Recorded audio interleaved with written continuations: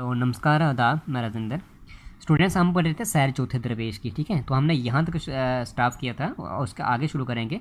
हम यहाँ पे हमने पहले ये पढ़ा था कि जब क्या होता है, मुबारक वहाँ पे उसको शहजादे को मुल्क सादक के पास ले जाता है, तो वहाँ पे वो उसका हाल चाल पूछता है। वो इसलिए मैं उन्हें वहाँ से ले भाग आया हूँ, भागकर आपकी खिदमत में लाया हूँ। तो यह है कि वो जब उसका बादशाह मुबारक बताता है कि मैं ऐसे इसका चाचा व जान का दुश्मन है, तो मैं इसलिए भगाकर आपके पास लाया हूँ कि जतीम है जिनके इसके माँ बाप नहीं है। जतीम कौन गया? माँ बाप नहीं होते हैं, और सल्तनत में इनका हक है और बादशाह इनकी इसकी हक है, लेकिन बगैर मरबो कसी कुछ से कुछ नहीं हो सकता। लेकिन कुछ भी वहाँ पे नहीं हो सकता। हजूर की दस्तगरी के बायस इस मजलूम की परवरिश होती है। इनके बाप की खिदमत का हक जाद करके इनकी मदद फरमाइए। और जिनके ये मुबारक उसको कहता कि इसके बाप की दोस्ती को याद करके उसकी जो हिदमत थी वो उसको हक का याद करके इनकी मदद फरमाइए कि इस शहजादे की मदद करें और वो 40वां बंदर अनायत कीजिए।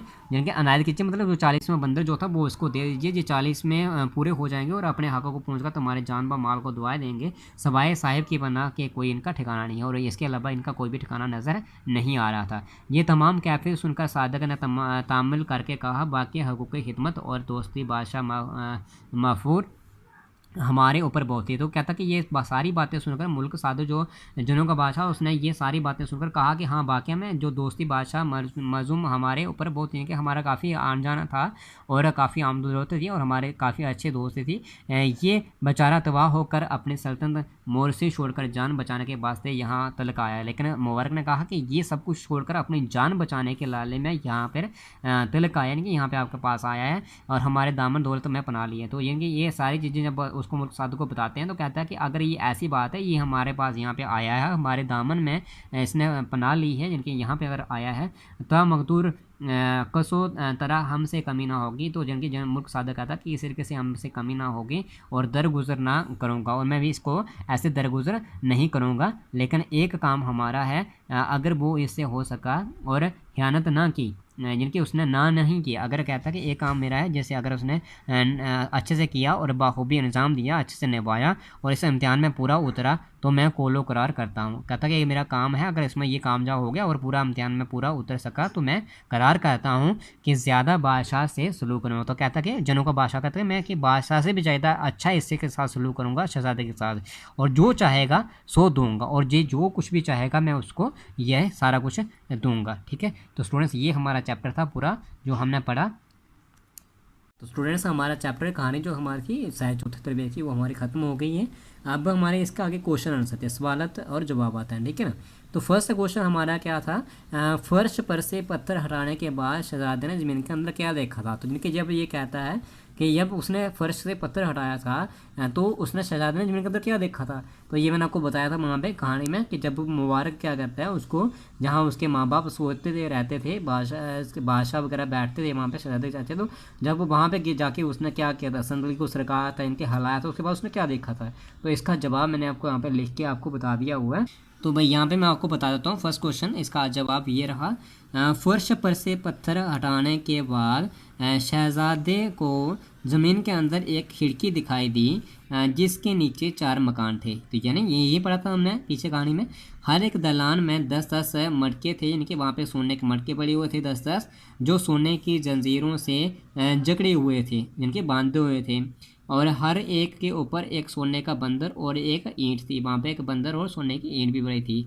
वहाँ पर कुल 39 गोलियाँ थी, यानी कि उसने शहजादे ने वहाँ पे 39 गोलियाँ गिनी थी। तो 39 गोलियाँ थी।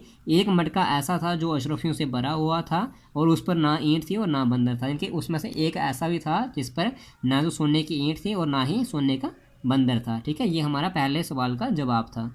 अब दूसरा सवाल हमारे पास क्या है, दूसरा सवाल हमारे पास है मुल्क सादर कौन था और शहजादे के साथ उनका रिश्ता क्या था। यानी कि ये मुल्क सादर जो था ये कौन था और शहजादा जो बादशाह का बेटा था उसके साथ उनका क्या रिश्ता था। तो इसका जवाब हमारे पास है मुल्क सादक जो था, मुल्क सादक जनों का बादशाह था। ये कहाँ का?